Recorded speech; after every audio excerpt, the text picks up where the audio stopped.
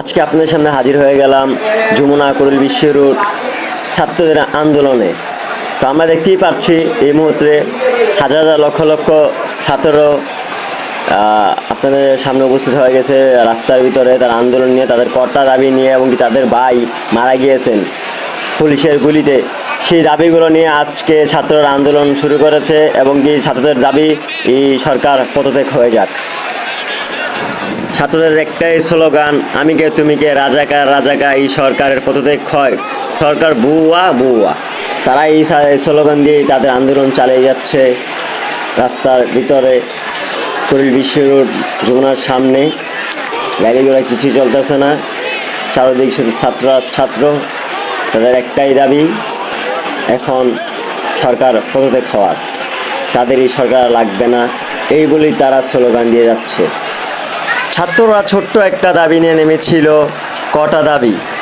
সেই দাবিটা সরকার না মানাতে এখন বাংলাদেশ কোথায় গিয়ে পর্যায়ে গিয়েছে। এই দাবিতে কত শত শত ছাত্র মারা গিয়েছে, এবং কি কত পুলিশ আহত এবং কি মারা গিয়েছে সামান্য একটা দাবির জন্য। আজ বাংলাদেশ কোথায় গিয়ে পর্যায়ে রয়েছে। এই আন্দোলনে কত মানুষের চাকরি ও যারা দিনীয় কর্মচারী তাদের কাজ বন্ধ হয়ে রয়েছে। দেশের মানুষের এখন চলতে খুবই কষ্ট হচ্ছে, কিন্তু এখনও দেশের মানুষের এখনও এটা বুঝতে পারেনি যে সরকার কেন কটা মানেনি। আর না মানাতে এখন দেশ কোথায় আছে, আন্দোলনে এখনও লিপ্ত হয়ে আছে। সাথেই থাকুন।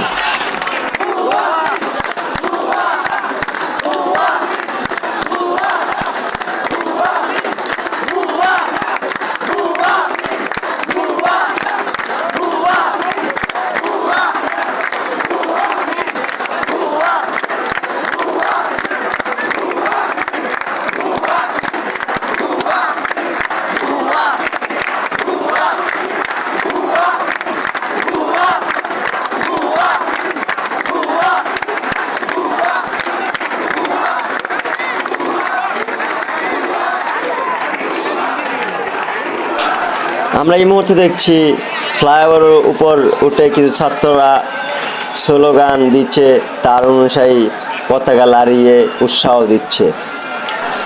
আমরা এই মুহূর্তে দেখতে পাচ্ছি যে একটা বিল্ডিংয়ের উপর শেখ হাসিনা এমনকি নেতাদের ছবি লাগানো ছিল, আপনাদের ব্যানার লাগানো ছিল। তো কিছু ছাত্ররা উপরে উঠে সেই ব্যানারগুলো ছেড়ে দিচ্ছে আর কি।